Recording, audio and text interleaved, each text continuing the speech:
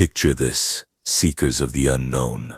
9,000 years ago, as our ancestors were just beginning to master agriculture, there existed a civilization so advanced, so magnificent, that it possessed technology we're only beginning to understand today. A realm where crystal towers pierced the sky, where ships sailed without wind, and where the very forces of nature bent to human will. Then, in a single day and night of catastrophic fury, it vanished beneath the waves, taking with it secrets that could rewrite everything we know about human history.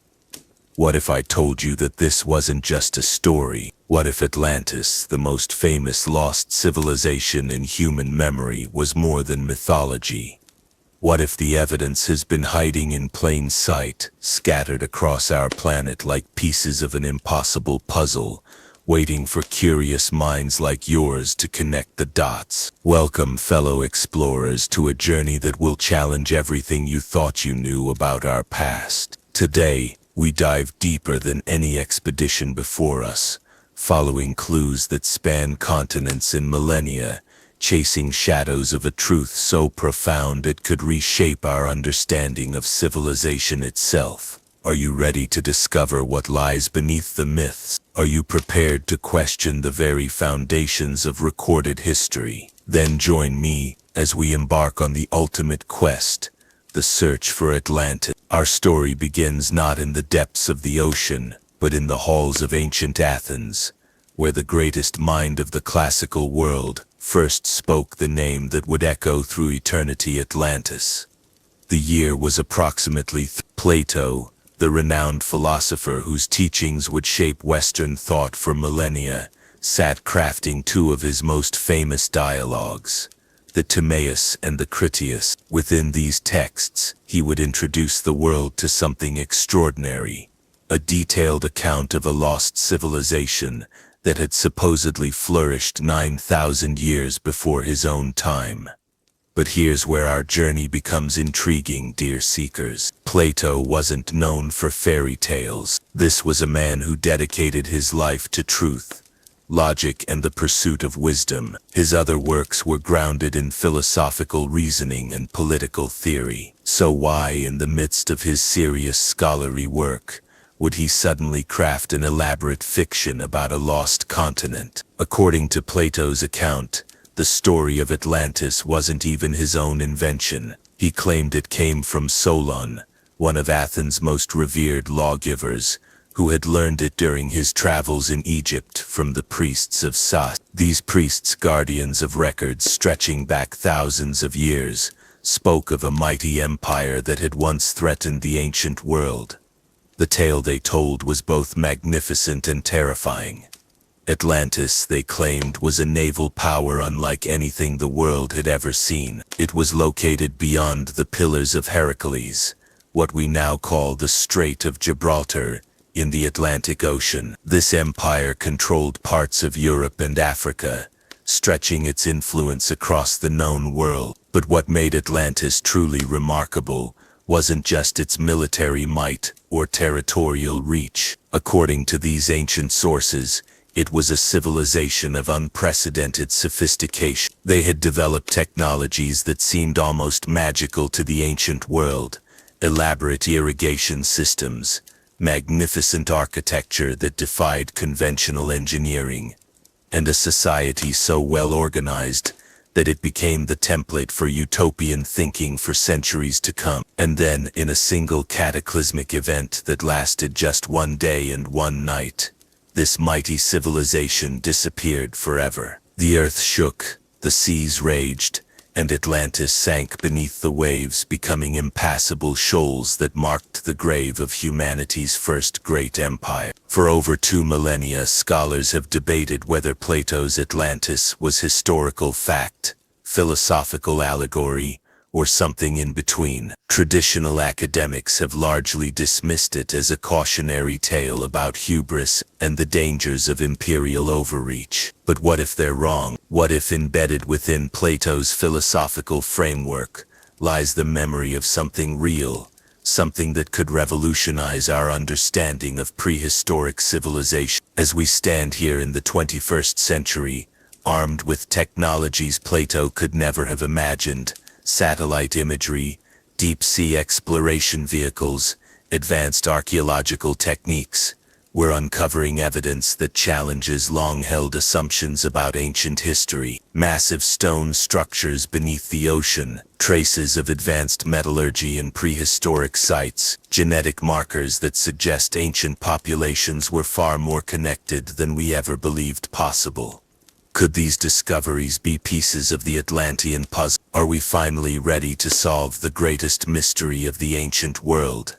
Join me, curious minds, as we examine the evidence with fresh eyes. We'll explore the most compelling theories about where Atlantis might have been located. We'll investigate archaeological discoveries that seem to echo Plato's descriptions. We'll consider the possibility that our ancestors achieved technological heights we've barely recognized.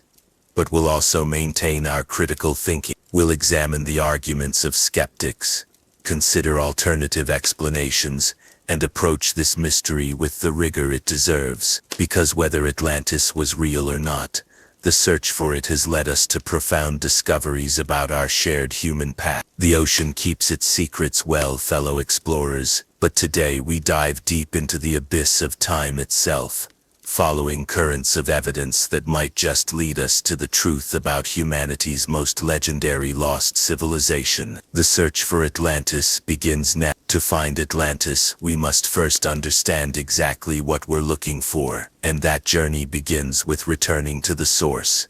Plato's own words, carefully preserved across 24 centuries. When we examine Plato's account with modern analytical tools, what emerges isn't the vague mythical description many assume. Instead, we find a remarkably detailed blueprint of a sophisticated civilization, complete with specific measurements, geographical features, and technological capabilities that are far too precise to be mere fiction. Let's venture deeper into these specifics, seekers, because the devil and perhaps the truth lies in the details.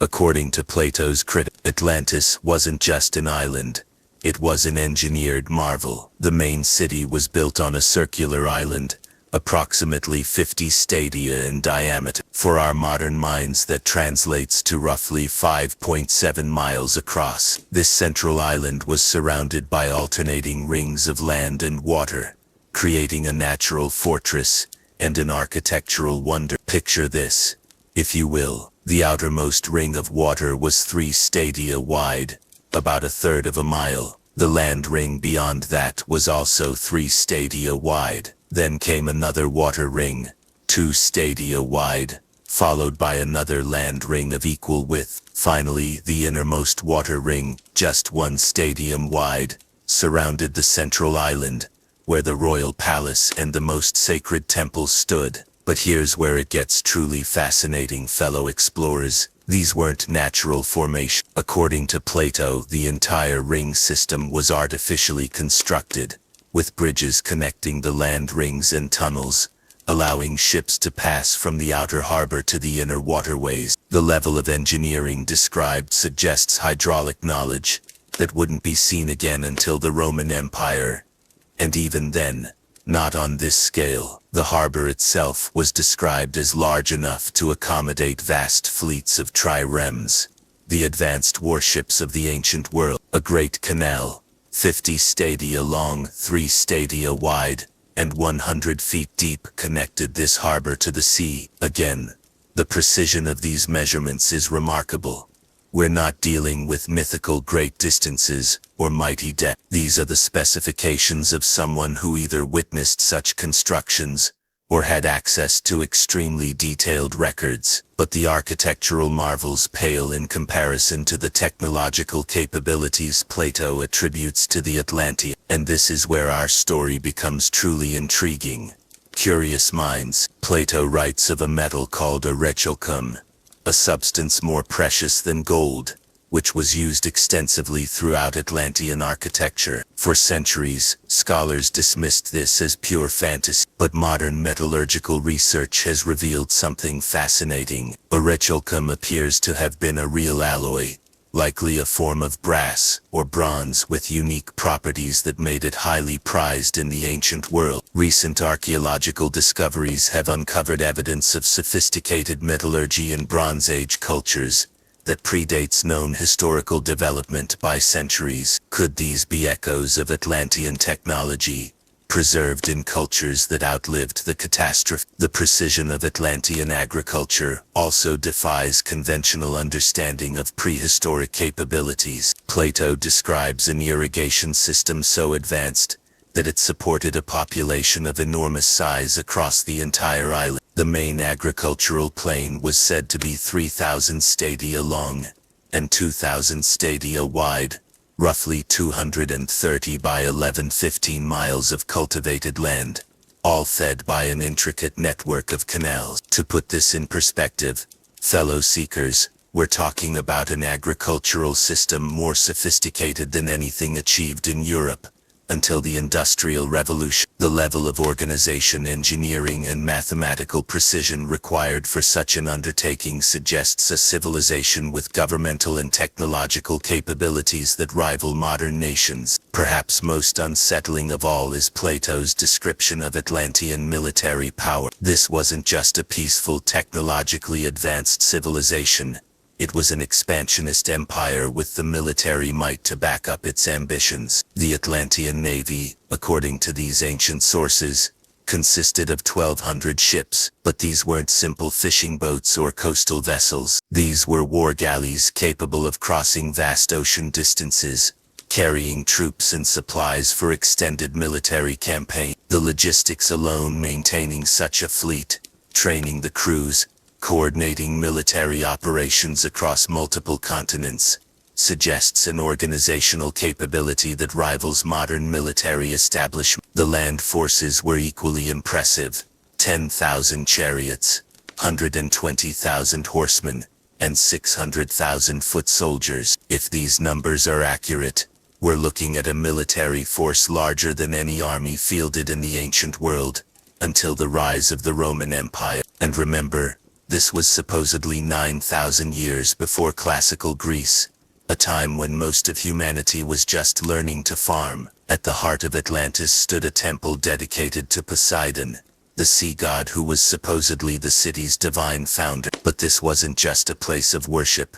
It was a technological marvel that hints at knowledge we're only beginning to understand. The temple itself was massive, a stadium in length, 3 plethra wide, and proportionally tall. Inside stood a golden statue of Poseidon driving 6 winged horses, so large it touched the temple's roof. But here's what makes this description truly fascinating, seekers. The temple walls were entirely covered in silver except for the pinnacles, which were covered in gold. Modern acoustic engineers who've studied these descriptions have noted that the proportions Plato describes would create extraordinary acoustic properties. The temple would have functioned as a resonance chamber, amplifying sound in ways that would seem magical to ancient people. Could this have been intentional? Did the Atlanteans understand principles of acoustics and sacred geometry that we're only now rediscovering? What strikes modern researchers most forcefully about Plato's account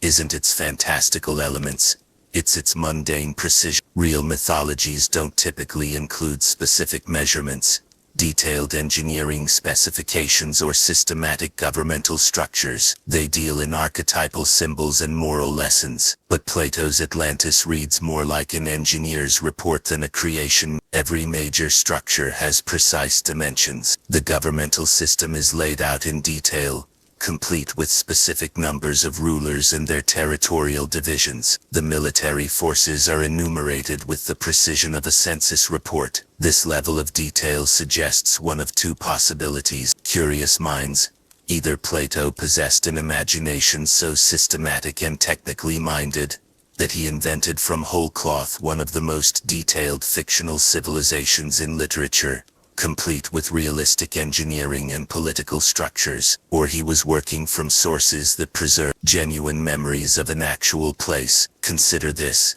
if Atlantis were real, and if it were destroyed as catastrophically as Plato describes, wouldn't the survivors carry with them precisely these kinds of details? Measurements of the homeland they'd lost, memories of the great buildings and engineering works that had defined their civilization, technical knowledge preserved in the hopes of one day rebuilding what was lost. This brings us back to Plato's claim that the story originated with Egyptian priests. And here, fellow explorers, we encounter another intriguing piece of our puzzle. The priests of Sasis weren't minor religious figures. They were the keepers of Egypt's most ancient records, custodians of historical knowledge that stretched back to the very foundations of their civilization. When Solon visited Egypt around 590 BCE, these priests had access to records that were already thousands of years old. More importantly, the Egyptians themselves had demonstrated precisely the kind of engineering and organizational capabilities that Plato attributes to Atlantis. The Great Pyramid, built around 280 BCE, represents a level of precision and scale that wouldn't be matched again for millennia. The Egyptian canal system, their understanding of hydraulics, their massive construction projects, all of these demonstrate that ancient civilizations were capable of far more than traditional historical models suggest. So when Egyptian priests, heirs to one of history's most sophisticated ancient civilizations, told Solon about an even more advanced prehistoric empire, should we dismiss their claims as fantasy, or should we consider the possibility that they were preserving authentic historical memories of a lost golden age?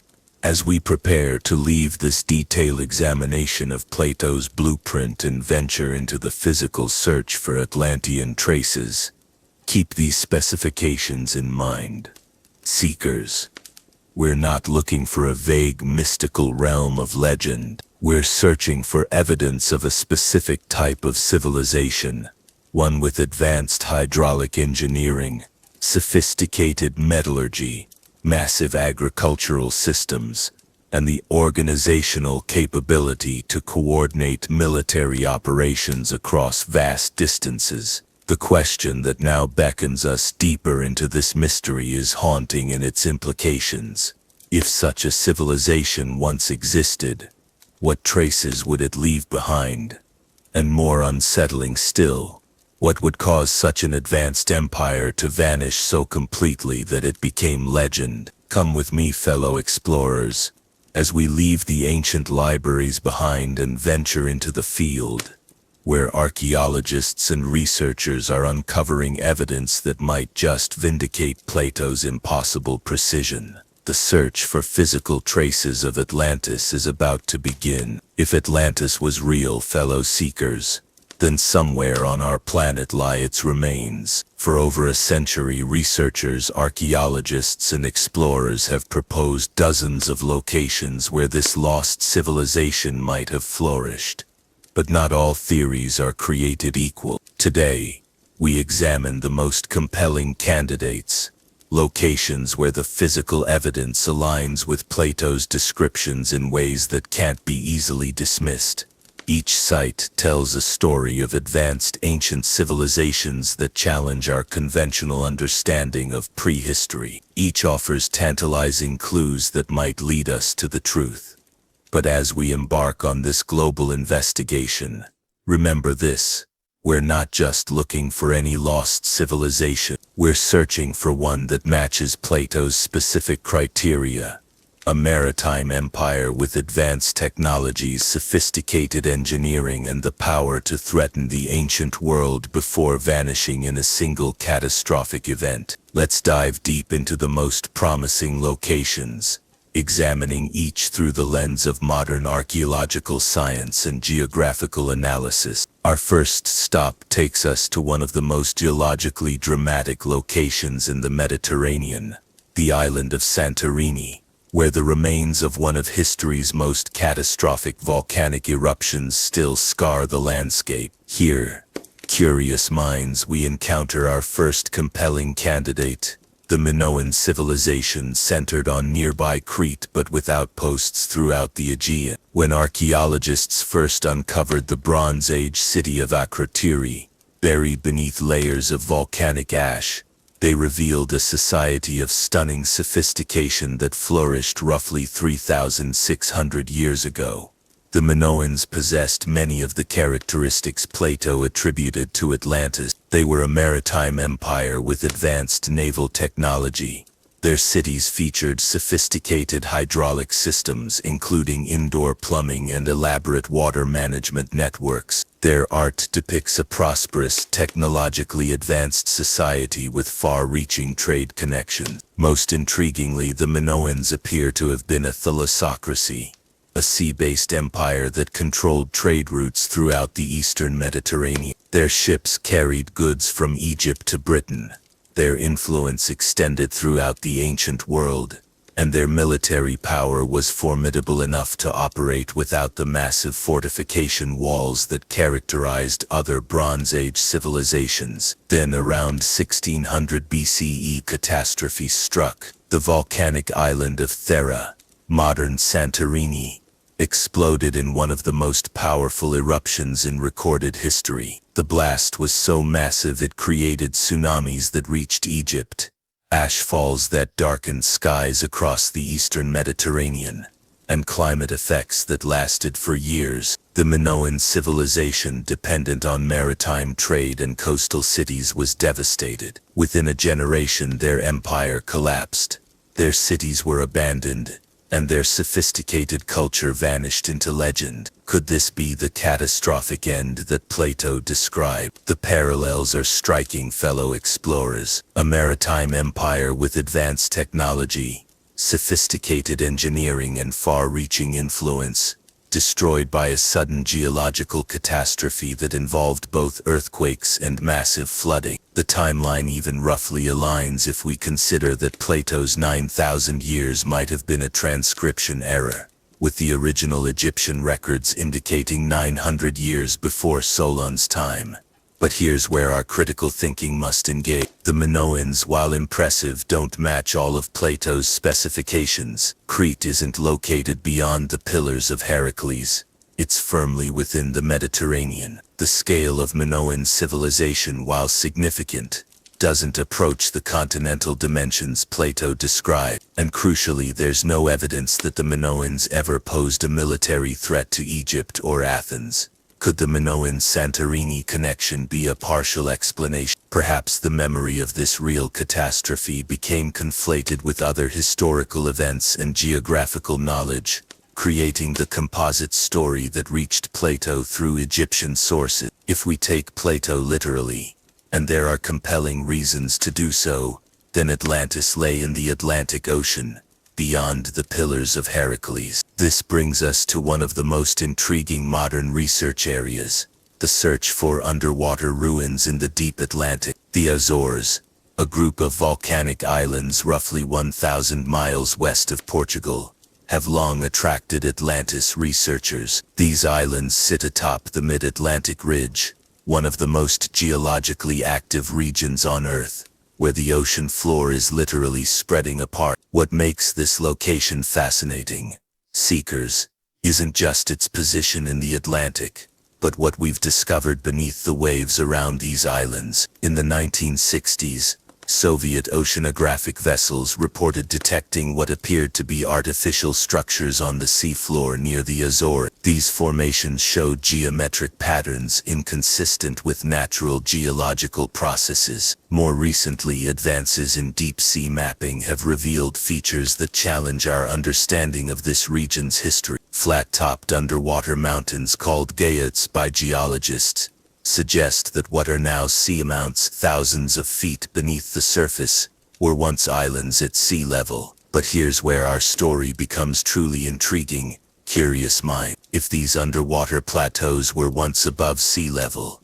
when did they sink? And more unsettling still, why do some of them show what appear to be terraced formations, stepped structures that could be the remains of ancient agriculture or architecture? The geology tells a fascinating story. During the last ice age, When vast amounts of water were locked in continental glaciers, ocean levels were roughly 400 feet lower than they are today. Islands that are now submerged would have been substantial land masses potentially supporting large populations. Recent archaeological discoveries have pushed back our understanding of ancient seafaring capabilities. We now know that humans were capable of ocean voyages far earlier than previously believed. The possibility that sophisticated civilizations existed on Atlantic islands during the Ice Age is no longer archaeologically impossible. The challenge, fellow explorers, is that thorough archaeological investigation of deep ocean sites remains technologically demanding and extraordinarily expensive. Most of the Atlantic seafloor has never been systematically surveyed with the resolution necessary to identify artificial structure. But what we have found is tantalizing: stone structures that appear too regular to be natural, geometric patterns on the seafloor that suggest human modification, and perhaps most intriguingly,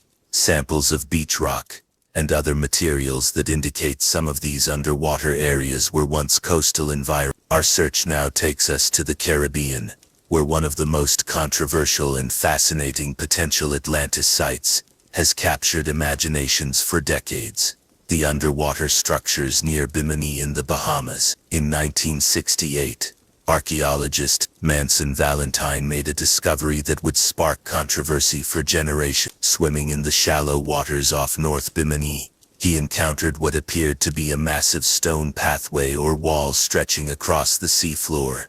Geometric blocks of limestone arranged in patterns that seemed far too regular to be natural. The formation, quickly dubbed the Bimini Road, consists of rectangular and polygonal stone blocks, some weighing several tons, arranged in what appears to be deliberately constructed linear pattern. The blocks show evidence of tool marks, fitted joints, and other features that suggest human construction. Geological analysis has revealed that some of these stones are composed of materials not native to the Bimini area, suggesting they were transported to their current location. Carbon dating of associated organic materials has yielded ages ranging from 2,000 to 12,000 years old, potentially placing construction during the period when sea levels were much lower. But here's where our investigation becomes complex.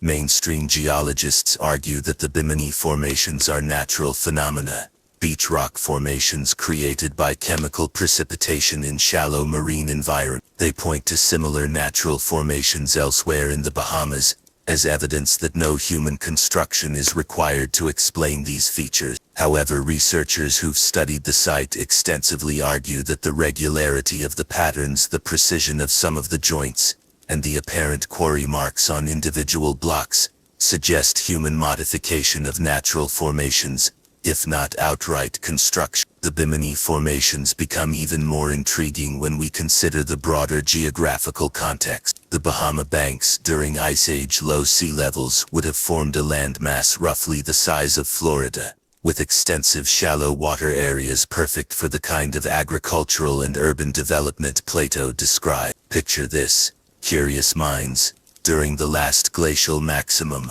what is now the Caribbean basin would have looked dramatically different. Large areas of the continental shelf were exposed as dry land, creating islands and coastal plains that could have supported substantial population. If advanced civilizations did develop in these areas during the Ice Age, their remains would now lie beneath hundreds of feet of water, preserved but largely inaccessible to conventional archaeology. The rapid sea level rise at the end of the Ice Age would have been catastrophic for coastal civilizations, potentially explaining the sudden destruction Plato describes. Our next candidate takes us to perhaps the most unlikely location imaginable: Antarctica. But before you dismiss this possibility, fellow explorers, consider some of the most puzzling cartographic evidence in human history. In 1513, Ottoman admiral and cartographer Piri Reis created a world map that has baffled researchers for centuries. This map, drawn at a time when Antarctica was unknown to European civilization, appears to show the coastline of Antarctica, not as it exists today, covered by miles of ice, but as it would appear ice-free. Modern analysis using satellite imagery and ice-penetrating radar has confirmed that the Piri Reis map depicts geographical features of Antarctica that weren't officially discovered until the map shows mountain ranges, coastal features, and inland details that match the actual topography beneath the ice sheet. Piri Reis himself claimed that his map was compiled from ancient sources, including maps from the Library of Alexandria and charts used by Columbus. If this is accurate, it suggests that ancient civilizations possessed geographical knowledge of Antarctica that we've only recently recovered through modern technology. But here's where this connects to our search for Atlantis. Seekers, Antarctica wasn't always the frozen wasteland we know today. Geological evidence indicates that as recently as 12,000 years ago, parts of Antarctica had a temperate climate capable of supporting complex ecosystems and potentially human civilization. Ice core samples and geological surveys have revealed that massive climate shifts occurred at the end of the last ice age, what geologists call the Younger Dryas period, roughly 12,900 to 11,700 years ago, saw dramatic global cooling, followed by rapid warming. These changes would have been particularly pronounced in polar regions. Some researchers have proposed that the Antarctic ice sheet formed much more recently than traditionally believed, potentially following a rapid crustal shift that moved the continent from a more temperate location to its current polar position. While this theory remains highly controversial, it would explain how ancient cartographers could have possessed knowledge of an ice-free Antarctic coastline. The challenge with the Antarctic hypothesis, curious minds, is obvious. Any archaeological evidence is buried beneath miles of ice that have accumulated over thousands of years. Conducting systematic archaeological research in Antarctica remains technically difficult and environmentally sensitive. However, climate change is beginning to reveal previously hidden areas of Antarctica. As ice sheets retreat, researchers are discovering evidence of ancient life and geological features that were previously inaccessible. If human civilizations did exist in ice-free Antarctica, future discoveries might eventually confirm this most unlikely of Atlantis locations. Our investigation now takes us to a body of water that holds one of the most dramatic stories of catastrophic change in recent geological history, the Black Sea. Here, fellow seekers, we encounter evidence of the kind of sudden civilization-ending flood that Plato described. Around 7,600 years ago, the Black Sea experienced one of the most dramatic flooding events in human history. At that time, the Black Sea was a much smaller freshwater lake, sitting roughly 500 feet below its current level. The Bosphorus Strait didn't exist as we know it. Instead, it was a land bridge connecting Europe and Asia. Then, as Mediterranean waters rose following the end of the Ice Age, the critical threshold was reached. The waters broke through the Bosphorus land bridge in what geologists now call the Black Sea Deluge. The flooding was catastrophic. Water poured through the breach at a rate 200 times greater than Niagara Falls, raising the sea level by several inches per day. For any civilizations living around the shores of the original freshwater lake, this event would have been apocalyptic. Coastal settlements would have been swallowed by rising waters, forcing mass migrations and cultural disruptions that would echo through historical memory for millennia. Modern underwater archaeology in the Black Sea has revealed something extraordinary. Curious minds. The anaerobic conditions at depth have preserved organic materials with remarkable fidelity. Ancient shorelines, submerged forests, and human artifacts have been discovered on the seafloor, creating a unique archaeological record of pre-flood civilizations. The cultures that existed around the Black Sea before the flood show evidence of sophisticated agricultural practices, advanced metallurgy, and complex social organization. Some of the world's oldest worked gold artifacts come from this region, indicating access to advanced metalworking techniques that match some of Plato's descriptions of Atlantean technology. Could the memory of the Black Sea deluge have been preserved in the Atlantis story? The timeline roughly aligns. 7,600 years ago would place the event within the range of Egyptian historical memory. The catastrophic nature of the flooding matches Plato's description of Atlantis disappearing beneath the waves in a single day and night. Intriguingly, flood traditions appear in cultures throughout the region that was affected by Black Sea deluge, from the biblical flood narrative to similar stories in Mesopotamian, Greek, and Slavic traditions. The memory of catastrophic flooding seems to have been preserved in cultural memory across a wide geographical area. As we step back from our global investigation, fellow explorers, we face a fascinating challenge. Each of these candidate locations offers compelling evidence for advanced ancient civilizations that experienced catastrophic destruction. Each aligns with different aspects of Plato's account, but none perfectly matches all of Plato's specifications. This raises profound questions about the nature of historical memory and the transmission of ancient knowledge. Consider this possibility, seekers. What if Atlantis wasn't a single location, but rather a composite memory of multiple advanced civilizations that were destroyed by various catastrophes? Ancient peoples were more connected than we often assume. Trade routes spanned continents, cultural knowledge was exchanged across vast distances, and memories of distant lands were preserved in oral traditions. The Egyptian priests who told Solon about Atlantis were the inheritors of thousands of years of accumulated historical knowledge. Their records would have included accounts of various civilizations, catastrophic events, and geographical knowledge gathered from traders, travelers, and refugees who had fled from distant disasters.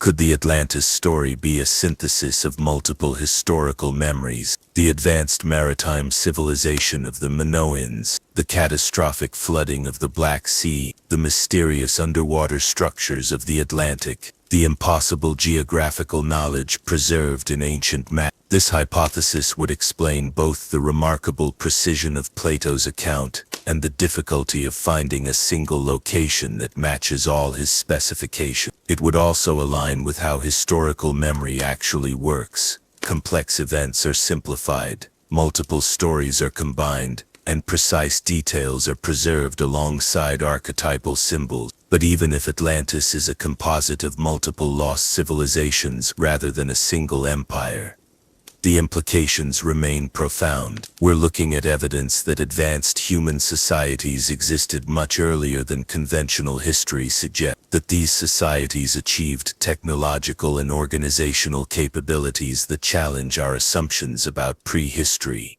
and that catastrophic geological events have repeatedly destroyed evidence of human achievement. As we prepare to dive even deeper into this mystery, keep these possibilities in mind. Curious mind, whether Atlantis was one civilization or many, whether it lies beneath the Atlantic, the Mediterranean, or the Black Sea, the search for it has led us to profound discoveries about our forgotten past.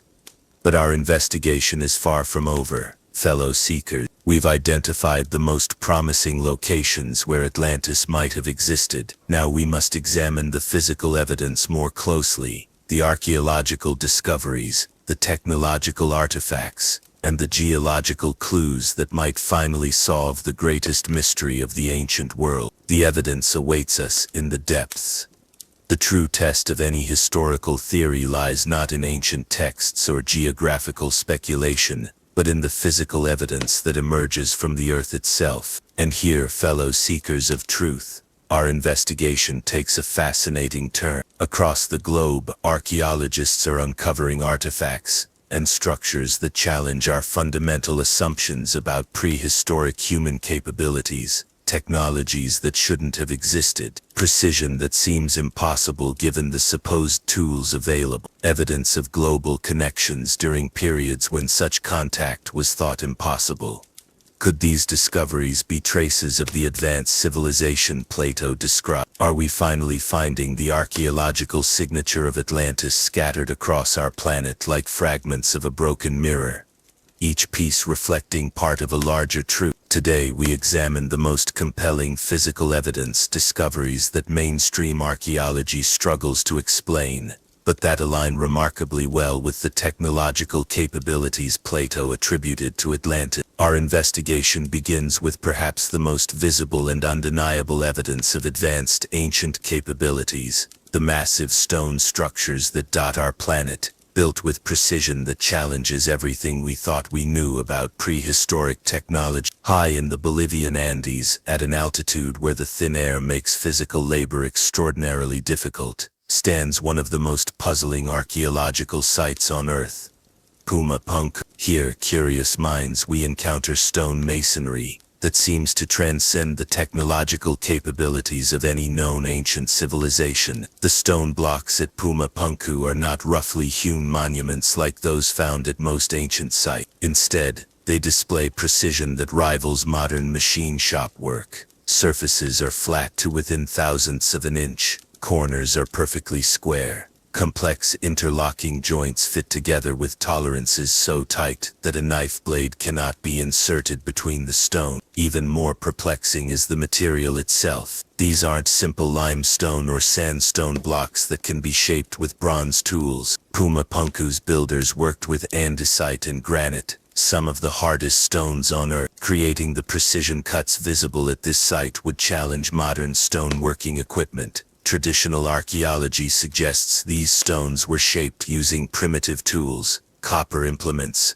wooden levers, and human labor. But detailed analysis of the tool marks tells a different story. The cuts show characteristics consistent with diamond-tipped or extremely hard metal tools. The precision suggests machinery capable of maintaining exact measurements across multiple cuts. Could this be evidence of the advanced metallurgy Plato attributed to Atlantis? Remember, he described the Atlanteans as masters of a metal called archaeological, more precious than gold. Modern metallurgy has shown that certain bronze alloys can indeed achieve hardness levels that would make precision stone cutting possible. But Puma Punku isn't unique, fellow explorers. Similar precision stonework appears at megalithic sites across the globe, in Egypt, Easter Island, Lebanon, Peru, and other locations where mainstream chronology places only simple culture. The Great Pyramid of Giza, built supposedly with copper tools and wooden ramps, demonstrates surveying precision that wasn't matched again until the invention of modern instruments. The base is level to within just 2.1 centimeters. The sides align with cardinal directions to within 3/60th of a degree. Perhaps most intriguingly, similar precision stonework has been discovered beneath the ocean. Off the coasts of Japan, India, Cuba, and other locations, divers have documented megalithic structures that show the same impossible precision but built when those areas were above sea level during the Ice Age. Our investigation deepens as we examine one of the most compelling categories of archaeological evidence: metal artifacts that demonstrate technological capabilities far in advance of their supposed time period. In Delhi, India, stands a 23-foot-tall iron pillar that has puzzled metallurgists for centuries. Created around 400 CE, according to traditional dating, this pillar demonstrates a level of iron purity and corrosion resistance that wasn't achieved in European metallurgy until the Industrial Revolution. The iron is 99.72% pure, a level of refinement that requires advanced smelting techniques and precise temperature control. More remarkably, the pillar has stood exposed to the elements for over 1,600 years without significant rusting. Modern analysis reveals that the iron contains phosphorus in concentrations that create a protective passivation layer, a metallurgical technique we've only recently understood. But the Delhi pillar isn't unique. Curious mind. Archaeological evidence from various sites suggests that ancient metallurgists possessed knowledge of steel production, alloy creation, and precision casting that challenges our assumptions about technological development. Damascus steel, renowned throughout the medieval world for its superior quality, demonstrates metallurgical knowledge that we're still trying to fully understand. The steel contains carbon nanotubes and cementite nanowires, microstructures that shouldn't be possible without advanced understanding of materials science. Could these be examples of the archaeological technology Plato attributed to Atlantis? Remember, he described Atlantean metallurgy as producing materials more precious than gold. used throughout their architectural achievement. Recent archaeological discoveries have revealed evidence of global metal trade networks operating during periods when such long-distance commerce was thought impossible. Tin from Britain appears in Bronze Age artifacts in the Mediterranean. Copper from North America shows up in European sites. These trade networks required navigation capabilities, metallurgical knowledge, and organizational systems that match the sophistication Plato attributed to Atlantis. Perhaps the most directly relevant archaeological evidence comes from beneath the waves themselves.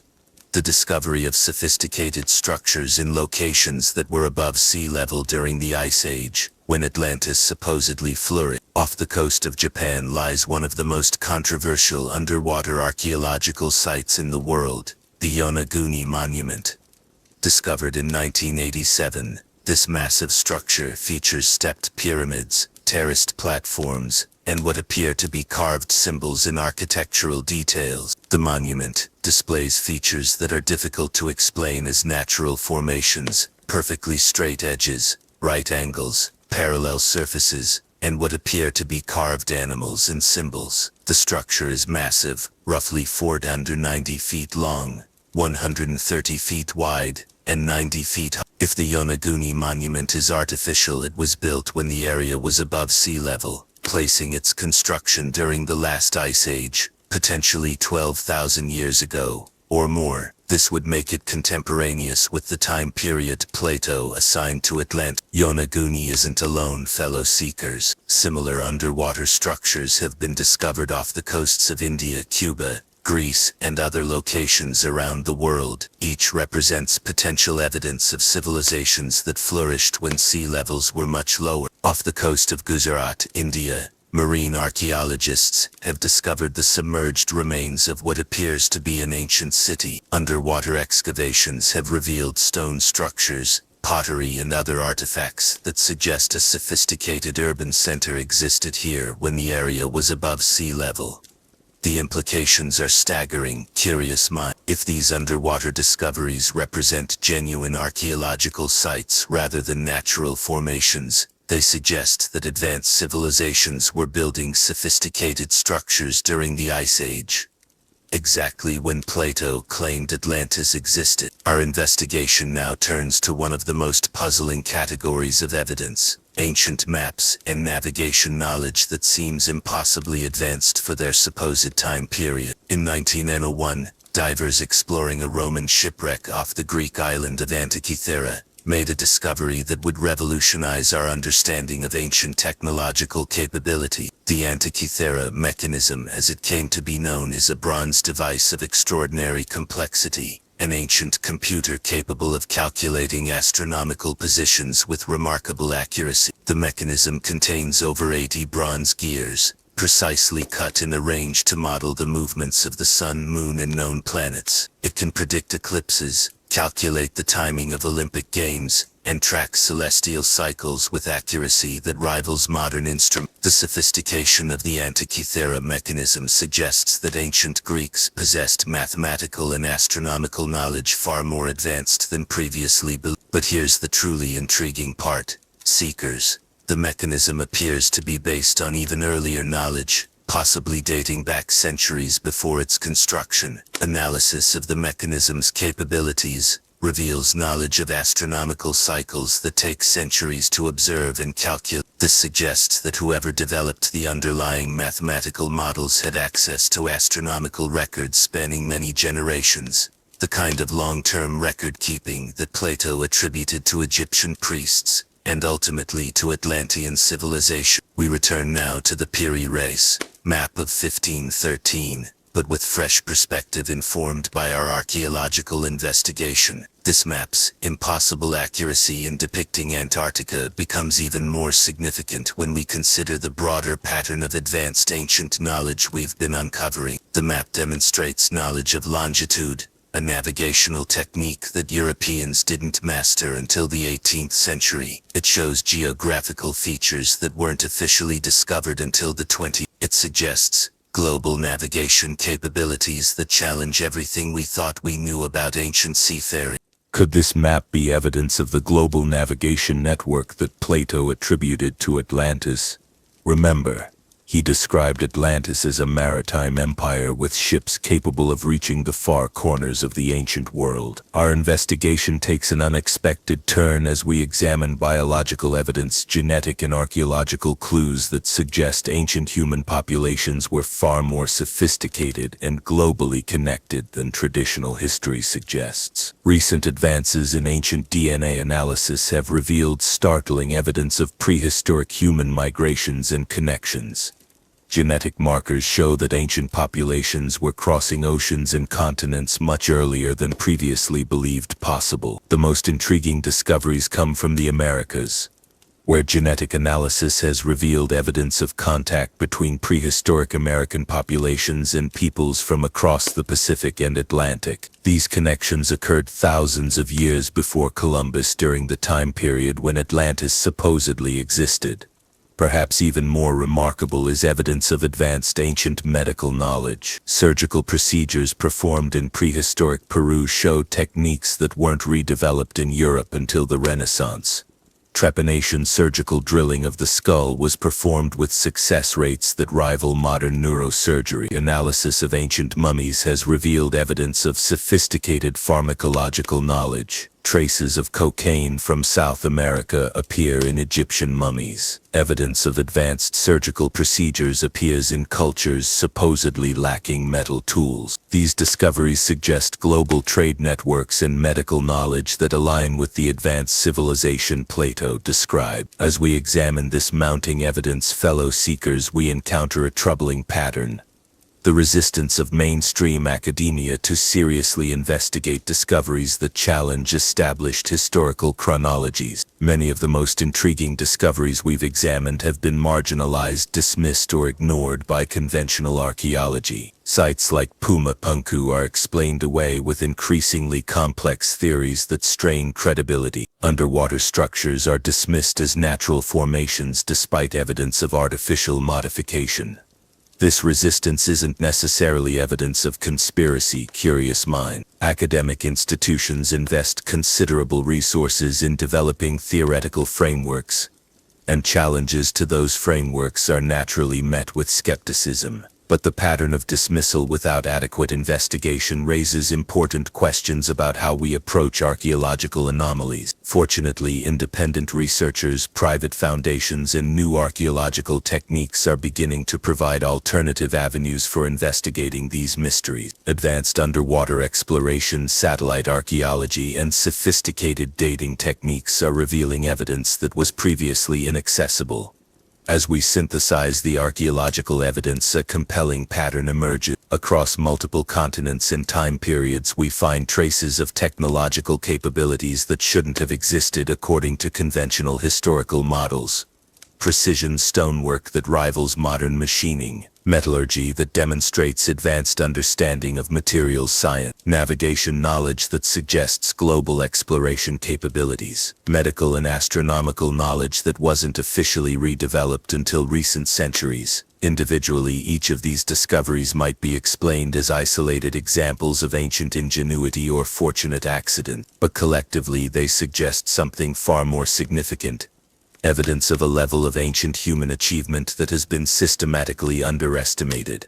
When we compare this archaeological evidence with Plato's descriptions of Atlantean civilization, the parallels are remarkable. Advanced metallurgy, including materials more precious than gold. Sophisticated engineering capabilities, including precision stonework and hydraulic systems. Global navigation networks that connected distant continents. Medical and scientific knowledge that surpassed contemporary civilization. Most significantly, much of this evidence dates to the end of the last Ice Age, exactly the time period when Plato claimed Atlantis was destroyed. The underwater structures were built when sea levels were lower. The precision architecture appears at sites that would have been more accessible during Ice Age conditions. The global trade networks would have been possible when different continental configurations existed. The archaeological case for advanced ancient civilization is no longer a matter of speculation.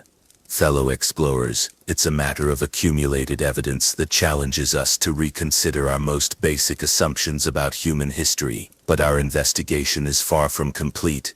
Curious mind. We've examined the ancient evidence and found it compelling. Now we must turn our attention to the present, to the modern discoveries and technological advances that are providing new ways to search for Atlantis and new evidence that ancient civilizations achieved capabilities we're only now beginning to understand. The modern search for Atlantis is about to reveal its most startling discoveries. The 21st century has brought revolutionary tools to the search for lost civilizations. Technologies that would seem like magic to Plato himself. Satellites that can peer through jungle canopies to reveal hidden structures. Sonar systems that map ocean floors with unprecedented detail. DNA analysis that can trace human migrations across millennia. These modern tools are not just confirming what we already suspected about ancient human capabilities.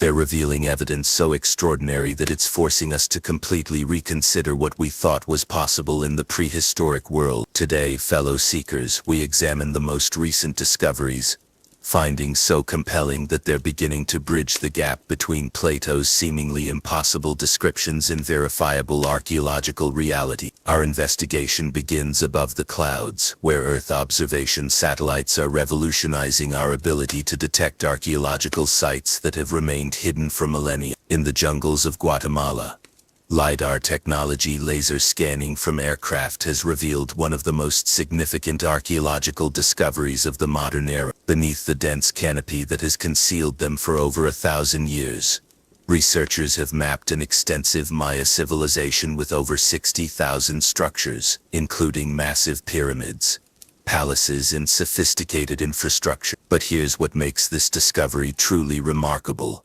Curious minds.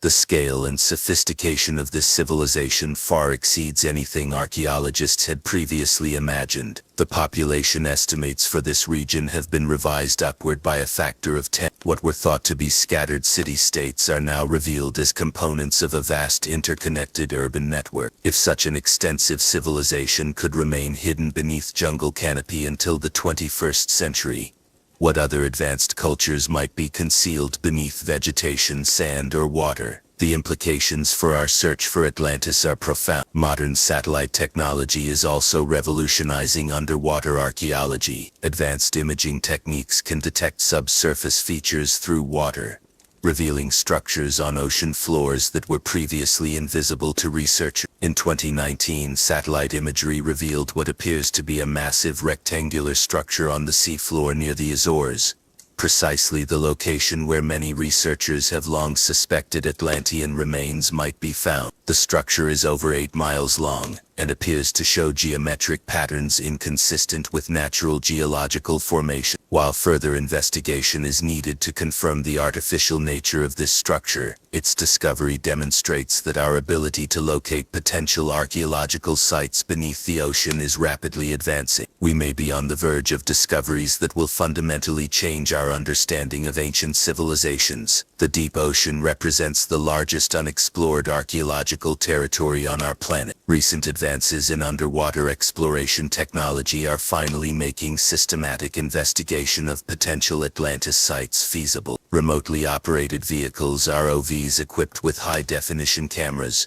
precision manipulators, and advanced sonar systems can now explore ocean depths that were completely inaccessible just decades ago. These tools are revealing an underwater world far more complex and archaeologically significant than previously imagined. In the Mediterranean, deep-sea archaeology has uncovered evidence of sophisticated ancient maritime civilization. Shipwrecks from the Bronze Age contain artifacts that demonstrate long-distance trade networks, advanced navigation techniques, and metallurgical capabilities that rival those described in Plato's account of Atlantis. One of the most significant discoveries has been the Uluburun shipwreck off the coast of Turkey, dating to approximately 1300 BC. This vessel contained cargo from across the ancient world: tin from Britain, amber from the Baltic, ivory from Africa, and copper from Cyprus. The sophistication of the trade network this represents suggests organizational capabilities and navigation knowledge far more advanced than traditional historical models suggest. More directly relevant to our search, ROV exploration of underwater formations near known Atlantis candidate sites is revealing increasingly compelling evidence of artificial structures, geometric patterns,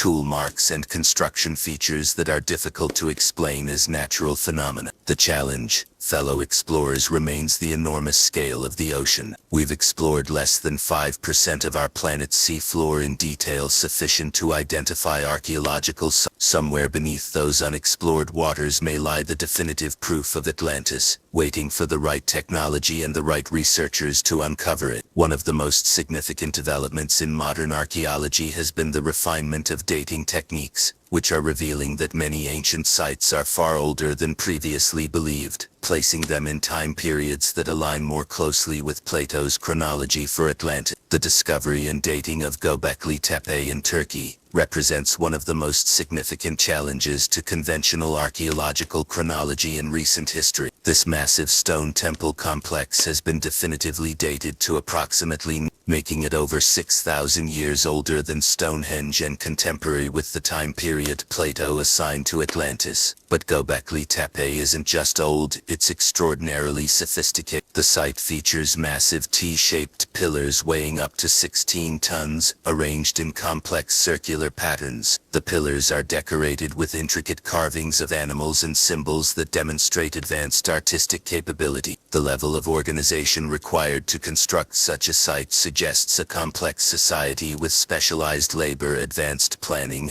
and sophisticated engineering knowledge. The existence of Göbekli Tepe proves that humans were capable of monumental architecture and complex social organization thousands of years earlier than previously believed. If such capabilities existed 11,500 years ago, what other advanced achievements might have been possible during that period? Göbekli Tepe isn't alone. Curious minds, advanced dating techniques are revealing that numerous sites around the world are significantly older than previously thought. The Sphinx in Egypt shows geological evidence of water erosion that suggests construction during a period of higher rainfall, potentially placing its creation thousands of years earlier than conventional Egyptology assumes. Perhaps most significantly for our search for Atlantis, improved understanding of sea level changes and climate history is revealing that many underwater archaeological sites date to periods when they would have been above sea level, exactly the conditions under which advanced civilizations could have flourished before being inundated by post-Ice Age flooding. Modern genetic analysis is revealing ancient human connections that were previously undetectable, providing new evidence for the kind of global civilization that Plato attributed to Atlantis. Analysis of ancient DNA from archaeological sites around the world is revealing that prehistoric humans were far more mobile and globally connected than traditional historical models suggest. Genetic markers show evidence of transoceanic contact between populations that were supposedly isolated from each other. Some of the most intriguing discoveries come from the Americas, where genetic analysis has revealed evidence of contact between Native American populations and peoples from across both the Pacific and Atlantic Oceans, contact that occurred thousands of years before Columbus. These genetic connections suggest that ancient peoples possessed navigation capability sophisticated enough for regular transoceanic voyages. This aligns remarkably well with Plato's description of Atlantis as a maritime empire with global reach. The genetic evidence also reveals something else remarkable, fellow seekers: periods of rapid population movement and mixing that correspond to major climate changes at the end of the Ice Age. These patterns suggest massive disruptions to prehistoric civilizations, exactly the kind of catastrophic events that might have destroyed advanced societies like Atlantis. Modern climate science is providing unprecedented insight into the catastrophic environmental changes that occurred at the end of the last Ice Age, changes that could explain both the rise and fall of advanced prehistoric civilization. Ice core analysis from Greenland and Antarctica reveals that the transition from Ice Age to modern climate wasn't gradual.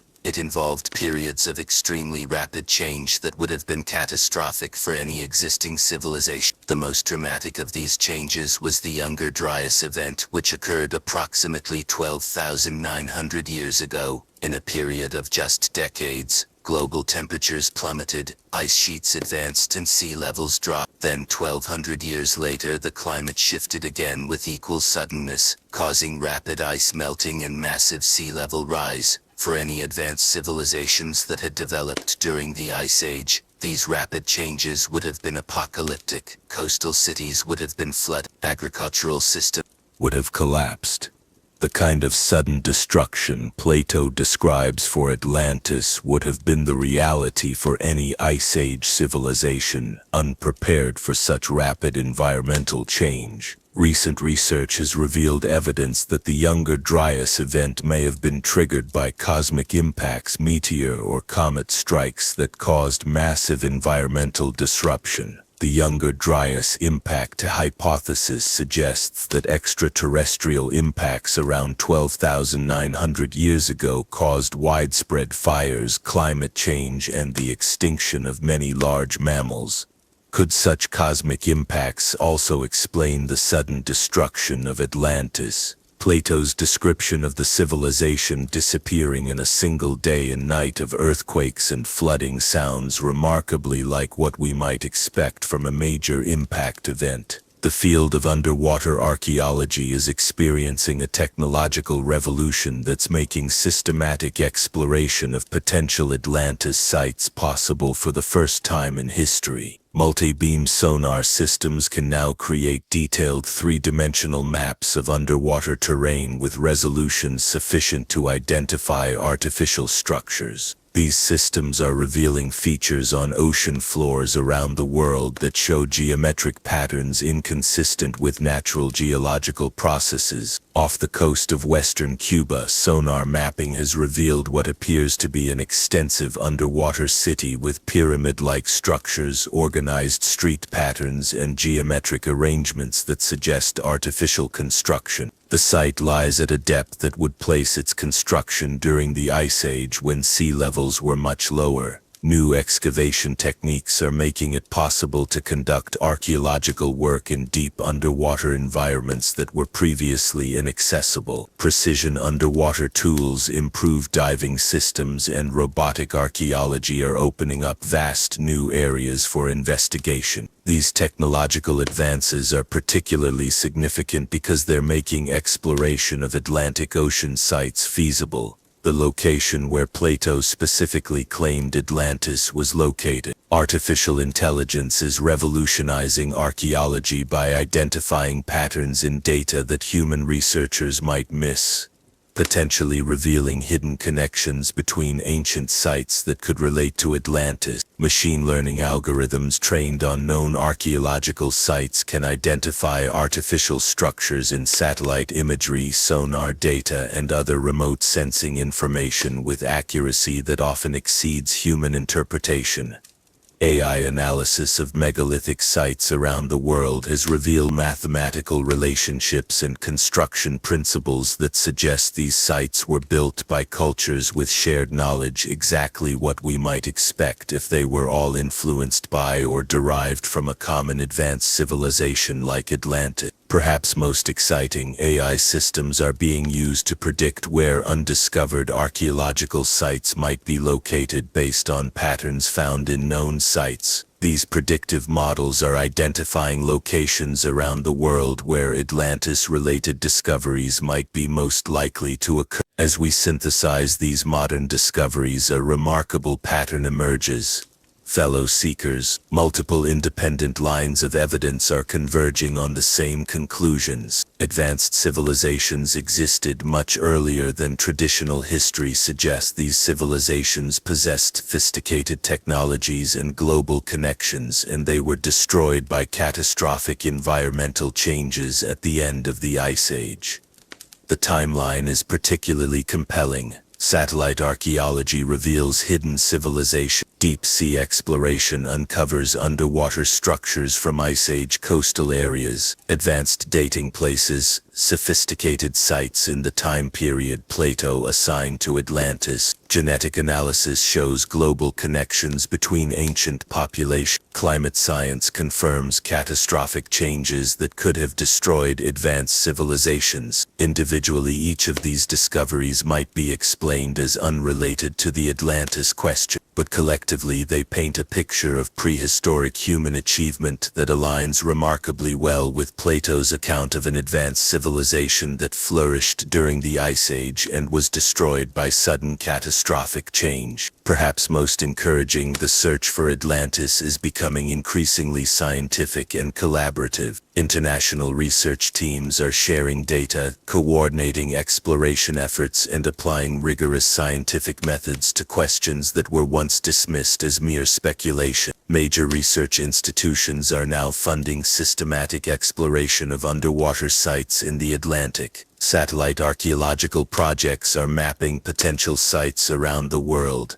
Genetic research is revealing ancient connections that support theories of advanced prehistoric civilization. We stand at the threshold of discoveries that could fundamentally change our understanding of human history. Curious mind. The tools exist, the evidence is mounting, and the scientific community is finally beginning to take seriously the possibility that Plato's account might contain genuine historical memory. But to fully understand the implications of these modern discoveries, we must confront the most challenging aspect of the Atlantis mystery: the catastrophic event that supposedly destroyed this advanced civilization in a single day and night. What force could be so devastating that it could wipe an entire advanced civilization from the face of the earth? And more unsettling still, could such a catastrophe happen again? The investigation of Atlantis's destruction is about to reveal some of the most sobering truths about our planet's violent past and potentially our future. The most haunting aspect of Plato's Atlantis account isn't the description of advanced civilization, it's the sudden, complete destruction that supposedly befell this mighty empire in a single day and night. According to the ancient sources, earthquakes shook the earth. The seas raged and an entire continent vanished beneath the waves. For centuries, scholars dismissed this as mythological exaggeration. No natural force, they argued, could destroy a civilization so completely and so suddenly. But modern geological science is revealing a far more violent and unpredictable planet than our ancestors imagined. Today, fellow seekers, we confront the most chilling aspect of our investigation: evidence that catastrophic events capable of destroying advanced civilizations have occurred repeatedly throughout Earth's history, and that such events remain possible today. The question that haunts our investigation is no longer whether such destruction is possible, it's whether we can identify which specific catastrophe might have claimed Atlantis, and whether the geological record preserves evidence of this ancient disaster. Our investigation begins with one of the most powerful destructive forces on our planet: supervolcanic eruptions capable of devastating entire continents and altering global climate for years or decades. Approximately 74,000 years ago, the Toba supervolcano in Indonesia experienced one of the most massive eruptions in Earth's history. The explosion was so powerful that it ejected over 670 cubic miles of material into the atmosphere, caused global temperatures to drop by several degrees, and may have reduced the human population to just a few thousand individuals. The Toba eruption demonstrates that volcanic events can indeed cause the kind of sudden civilization-ending catastrophe that Plato described. The eruption would have caused immediate devastation across thousands of miles, followed by years of volcanic winter that would have destroyed agriculture and caused widespread famine. Even smaller volcanic events have caused significant civilizational disruption in recorded history. The 1815 eruption of Mount Tambora in Indonesia caused global climate anomalies that led to widespread famine and social upheaval. The year without a summer demonstrated how volcanic eruptions can have effects far beyond their immediate geographical area. Could a supervolcanic eruption have destroyed Atlantis? Several potential candidates exist for eruptions during the appropriate time period. The Lesser Sea eruption in Germany occurred approximately 12,900 years ago, precisely during the Younger Dryas period when rapid climate change was affecting the entire planet. Geological evidence shows that this eruption was massive enough to deposit ash layers across Europe and cause significant climate disruption. If Atlantis was located in the Atlantic or Western Europe, such an eruption could have caused the kind of sudden destruction Plato described. More Intriguingly, volcanic eruptions can trigger secondary effects that match Plato's account even more closely. Massive eruptions can cause earthquakes, tsunamis, and rapid sea level changes. They can literally cause islands to sink beneath the waves,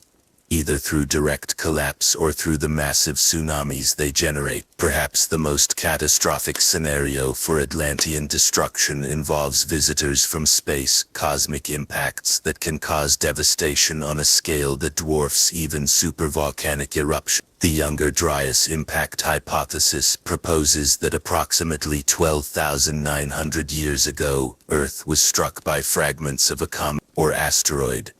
The impact occurred during exactly the time period when Plato claimed Atlantis was destroyed, and the effects would have been devastating on a global scale. Evidence for this cosmic catastrophe is mounting. Curious mind. Researchers have identified a layer of sediment dating to 12,900 years ago that contains materials associated with cosmic impacts.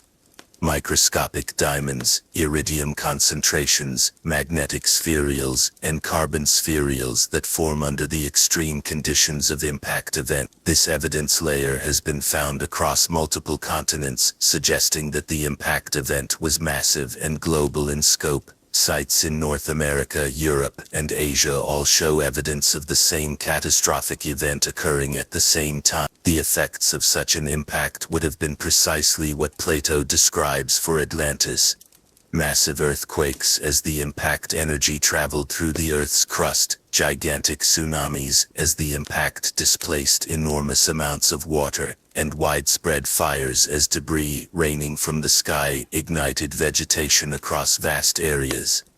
The climate effects would have been equally devastating. Impact-generated dust and smoke in the atmosphere would have blocked sunlight, causing rapid cooling and agricultural collapse. Any advanced civilization existing at the time would have faced immediate physical destruction, followed by years of climate-induced famine and social collapse. Could the Younger Dryas impact have destroyed Atlantis? The timing is perfect. 12,900 years ago places the event within the range of Plato's chronology. The effects match his description of sudden violent destruction involving earthquakes, floods, and the disappearance of land masses. Recent research suggests that the Younger Dryas event may have involved multiple impacts as Earth passed through a field of comet fragments. Different regions would have experienced different levels of direct impact, but all would have suffered from the global climate effect. If Atlantis was located in the Atlantic Ocean, a cosmic impact in that region would explain several aspects of Plato's account. The immediate destruction would have been total. The resulting tsunamis would have devastated coastal areas around the Atlantic basin. The area would have become impassable due to debris and changed ocean conditions. One of the most controversial theories for Atlantean destruction involves rapid crustal displacement.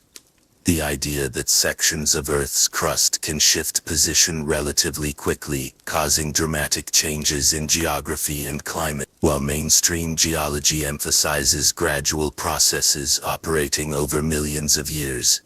Evidence exists for much more rapid crustal movements. The theory of punctuated equilibrium suggests that geological change can occur in sudden bursts, rather than gradual transition. The theory gained scientific credibility when Albert Einstein endorsed the work of Charles Hapgood on crustal displacement, writing that Hapgood's theory could explain many puzzling aspects of Earth's geological and climate history. The theory proposes that astronomical forces, such as the gravitational effects of other planets or the buildup of ice at the poles, can occasionally overcome the forces holding crustal segments in place, causing rapid displacement of landmass. If such displacement occurred, the effects would be catastrophic beyond imagination. Fellow seekers, entire continents could shift climate zones in a matter of decades or centuries. Ocean basins could be uplifted or depressed, causing massive changes in sea level. Civilizations located in unaffected areas would face immediate destruction.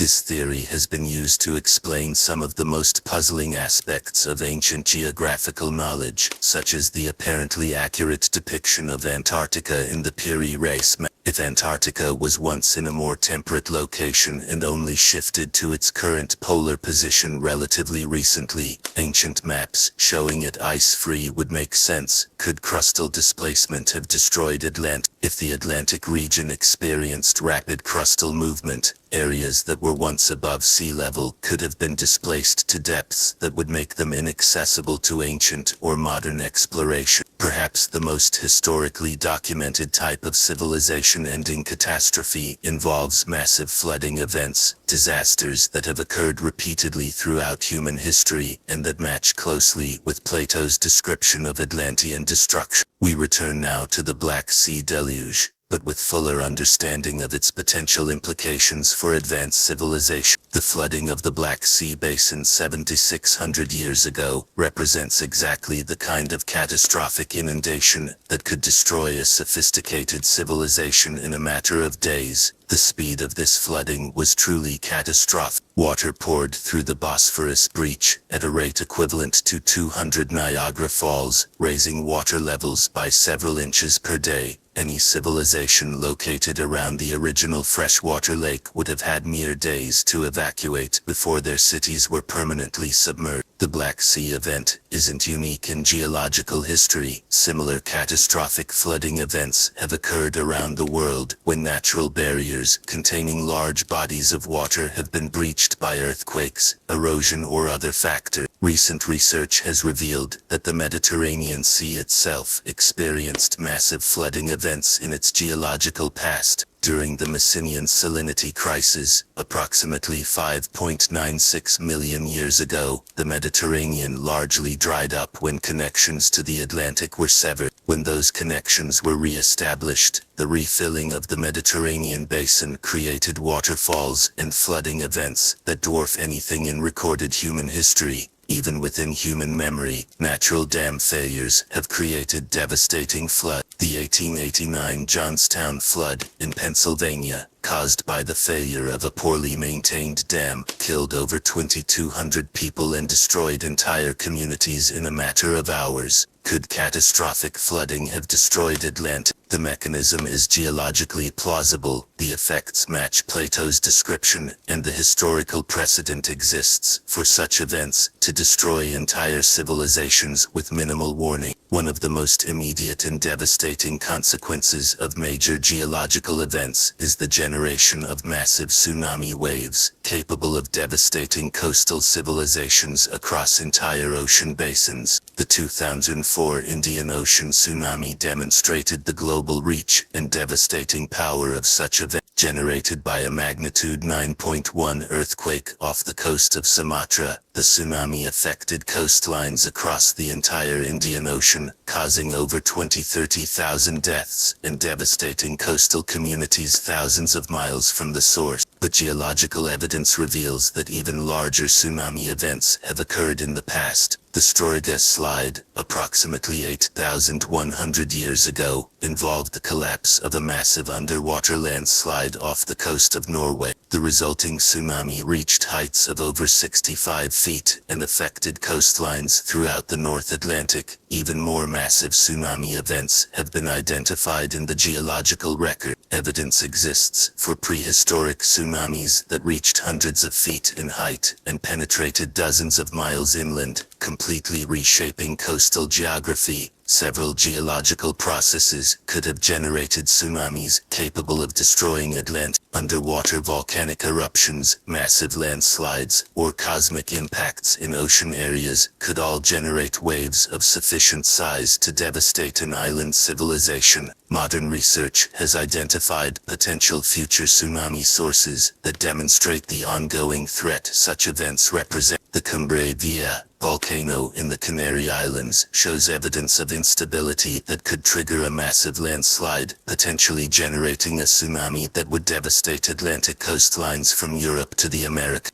If such an event occurred in the Atlantic during the Ice Age, when sea levels were lower and coastal civilizations were more vulnerable, the destruction could have been total.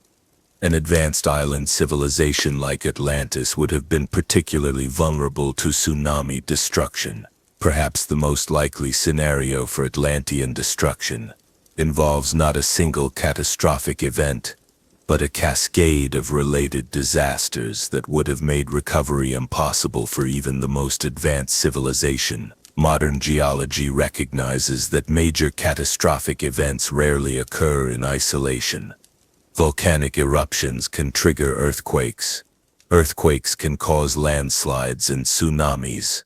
Cosmic impacts can destabilize geological formations and trigger secondary disasters.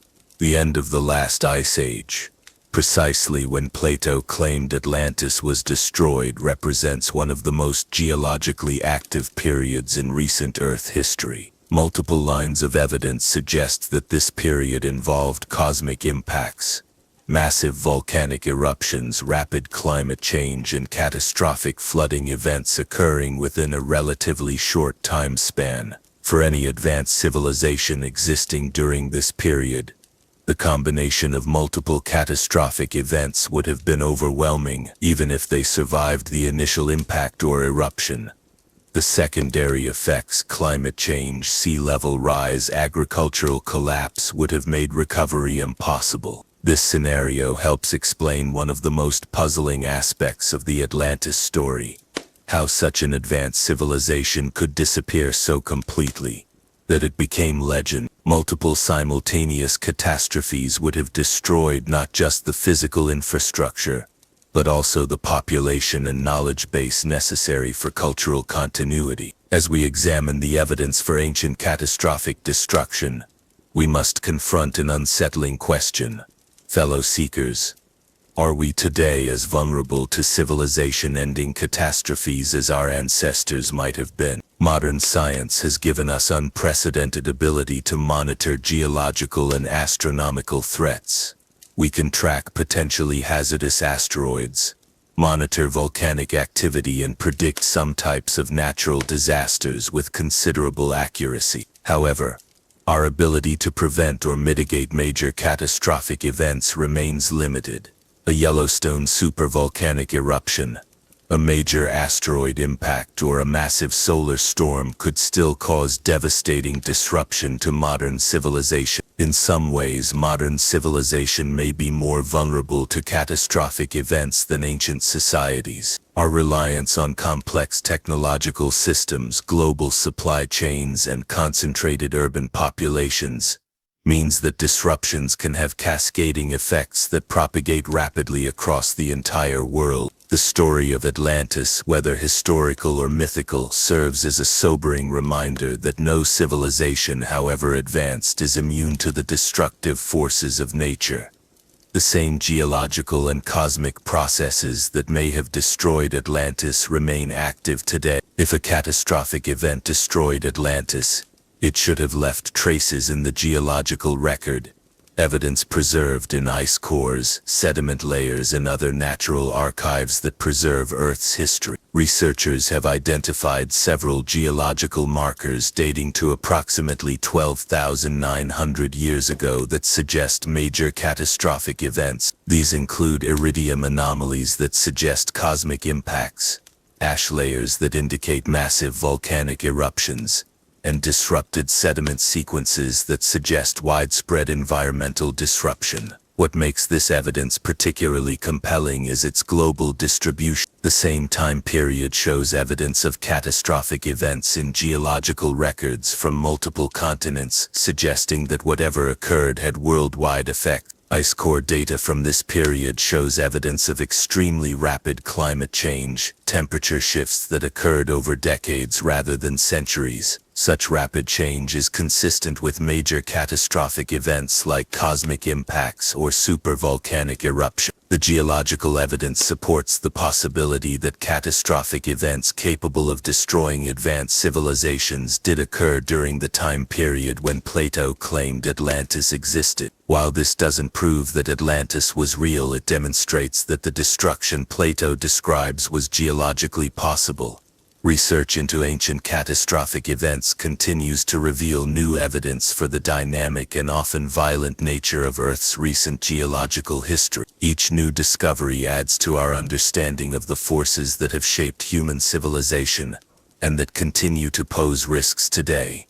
As we prepare to draw our investigation to a close, the evidence for catastrophic destruction during the Atlantean time period seems overwhelming. Curious mind. The question that remains is whether this destruction claimed a real advanced civilization, or whether the memory of these catastrophic events became incorporated into Plato's philosophical allegory. But before we reach our final conclusions, we must address the most fundamental question of our entire investigation. What would it mean for humanity if Atlantis were real? How would the discovery of an advanced prehistoric civilization change our understanding of human history, our relationship with our planet, and our place in the cosmos? The implications of Atlantis extend far beyond archaeology or ancient history. They touch the very core of who we are as a species and what we might become. The final revelation awaits. We stand now at the end of our journey through one of humanity's most enduring mysteries. Fellow seeker, we have examined ancient texts and modern discoveries, explored candidate locations across the globe, and confronted evidence of catastrophic events that could have destroyed entire civilizations. The picture that emerges from our investigation is both humbling and profound. Whether Atlantis existed exactly as Plato described, or whether his account preserves composite memories of multiple advanced ancient civilizations, the evidence suggests that our ancestors achieved far more than conventional history acknowledges. But the true significance of Atlantis lies not in settling a historical debate. It lies in what the possibility of its existence reveals about human potential, the nature of civilization, and our relationship with the forces that shape our world. Our investigation has taken us deep into the abyss of time, to periods when our planet looked vastly different than it does today. We've seen evidence that sea levels have risen and fallen by hundreds of feet, that entire land masses have been submerged beneath the waves, and that climate has changed with startling rapidity. In this context, the conventional span of recorded human history, a mere 5,000 years, appears as just a moment in the vast sweep of human existence. If advanced civilizations did exist during the Ice Age, they would have had thousands of years to develop technologies and achieve discoveries that were later lost to catastrophic change. The Atlantis mystery forces us to confront the possibility that human civilization is cyclical rather than linear, that we have risen and fallen multiple times throughout our species' history, each time losing knowledge that must be painstakingly rediscovered by our successor. This perspective is profoundly humbling. Curious minds.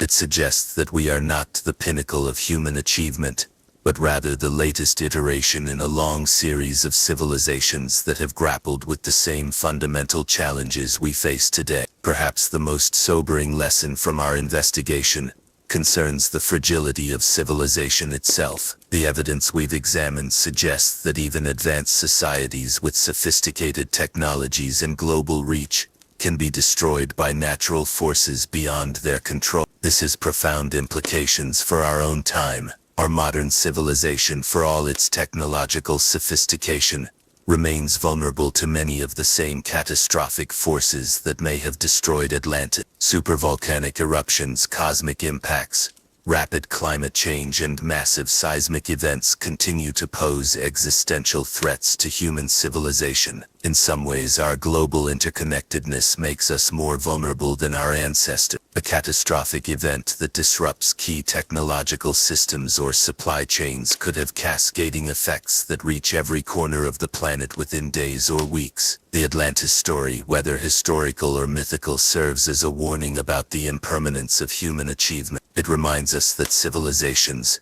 no matter how powerful or advanced, must remain humble before the forces of nature and must take seriously their responsibility to preserve knowledge and culture for future generations. If the Atlantis account preserves memories of knowledge that was lost to catastrophic destruction, it raises important questions about how we preserve and transmit human knowledge across generations. Our investigation has revealed that ancient peoples developed sophisticated methods for preserving important information, from the astronomical alignments of megalithic monuments to the mathematical relationships encoded in pyramid construction. Our ancestors found ways to embed crucial knowledge in permanent stone structures that could survive catastrophic events. Our modern digital storage systems, for all their capacity and sophistication, may be far more fragile than these ancient methods. A major electromagnetic pulse from a solar storm or nuclear event could wipe out digital archives that represent thousands of years of accumulated human knowledge. The Atlantis mystery challenges us to think seriously about how we preserve crucial knowledge for future generations, especially knowledge that might be essential for civilization's survival and recovery in the event of a major catastrophe. One of the most remarkable aspects of our investigation has been the discovery of similar advanced technologies and architectural achievements at sites separated by vast distances and supposedly isolated from each other. The precision stonework at Pumapunku, the mathematical sophistication of the Great Pyramid, the astronomical alignments of Stonehenge.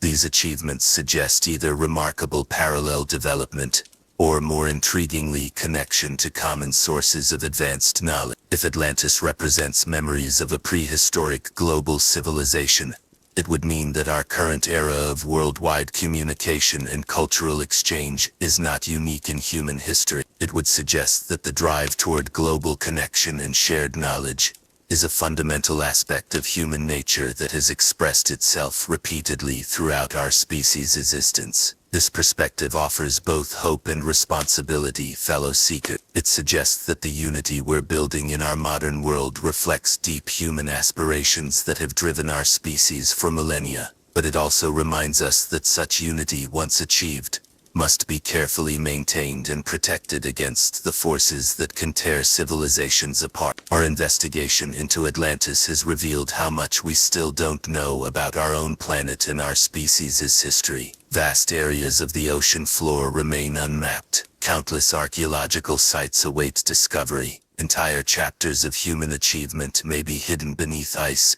sand, or water. We possess tools that would seem magical to earlier generations of Atlantis seekers. Satellites that can see through jungle canopies to reveal hidden cities. Submersibles that can explore ocean depths that were previously inaccessible. Genetic analysis that can trace human migrations across continents in millennia. The next decades will likely bring discoveries that will fundamentally change our understanding of human history. As ice sheets retreat due to climate change, they may reveal archaeological sites that have been frozen for millennia. As underwater exploration technology advances, we may finally be able to systematically explore the vast underwater territories where evidence of Ice Age civilizations might be preserved. The Atlantis mystery calls us to continue pushing the boundaries of exploration and discovery. It reminds us that our planet still holds secrets that could transform our understanding of who we are and where we come from. Our investigation has also revealed the sophistication of ancient knowledge systems that modern civilization has often dismissed or ignored. From the astronomical observations preserved in ancient monuments,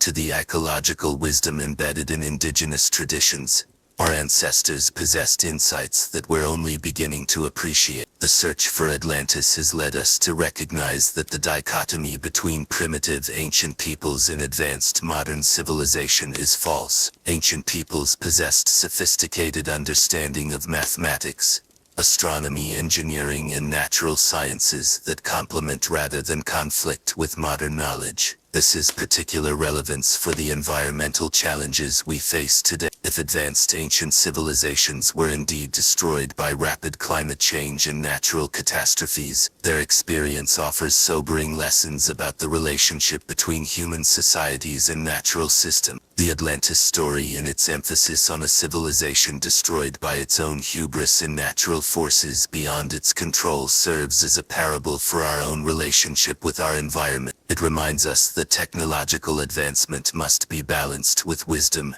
humility, and respect for natural systems. As we reach the end of our investigation, it's worth reflecting on how the search for Atlantis changes those who undertake it seriously. The mystery doesn't just challenge our understanding of history, it transforms our perspective on human potential, the nature of knowledge, and our place in the cosmic story. The question of Atlantis will likely never be definitively settled, Even if archaeological evidence is discovered that confirms or refutes specific aspects of Plato's account, the deeper questions raised by the Atlantis mystery will continue to challenge and inspire future generations. What's most remarkable about the Atlantis mystery is how it brings together people from diverse backgrounds and disciplines in a common quest for understanding. Archaeologists, geologists, historians, anthropologists, and amateur researchers all contribute to our growing understanding of human prehistory and the forces that have shaped our civilization. This collaborative search for truth,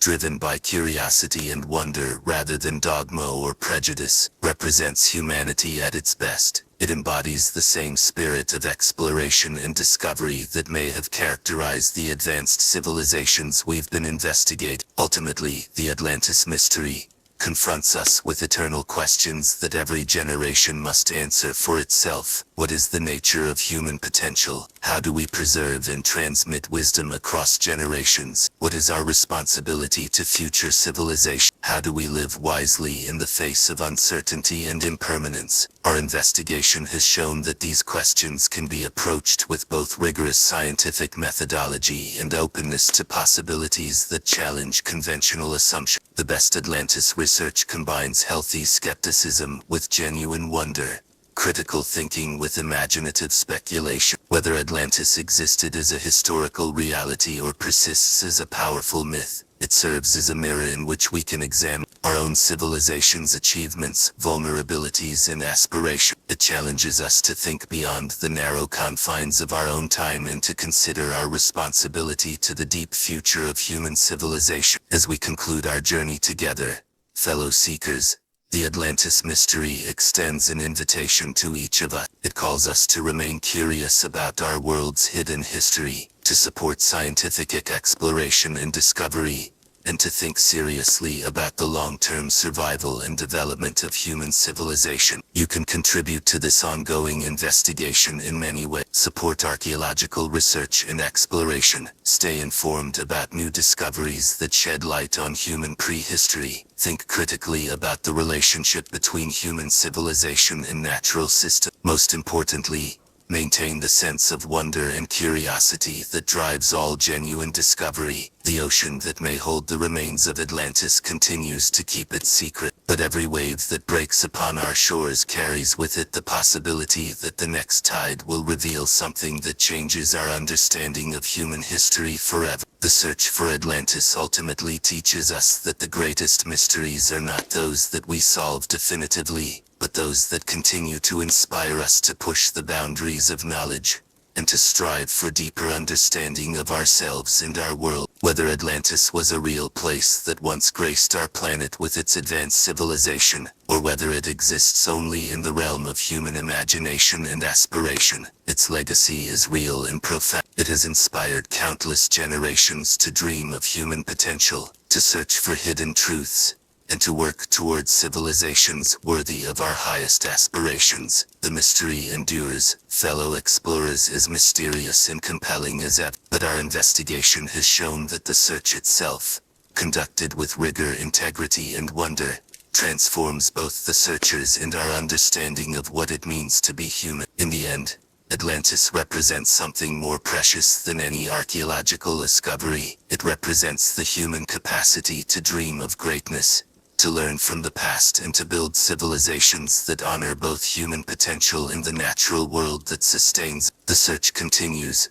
Curious minds, the mystery deepens with each discovery, and somewhere, perhaps beneath the waves or buried beneath millennia of sediment, the truth about humanity's forgotten achievements waits to be revealed. Until we meet again on the next expedition into the unknown, keep exploring, keep questioning, and never lose your sense of wonder at the magnificent mysteries that surround us. The search for Atlantis continues. What evidence do you find most compelling? Where do you think Atlantis might have been located? And what would it mean for humanity if we definitively proved that advanced prehistoric civilizations once flourished on our planet? Subscribe for more deep dives into history's greatest mysteries and join our community of fellow seekers as we continue exploring the hidden chapters of human achievement. The truth is out there, fellow explorers, and together, we'll find it.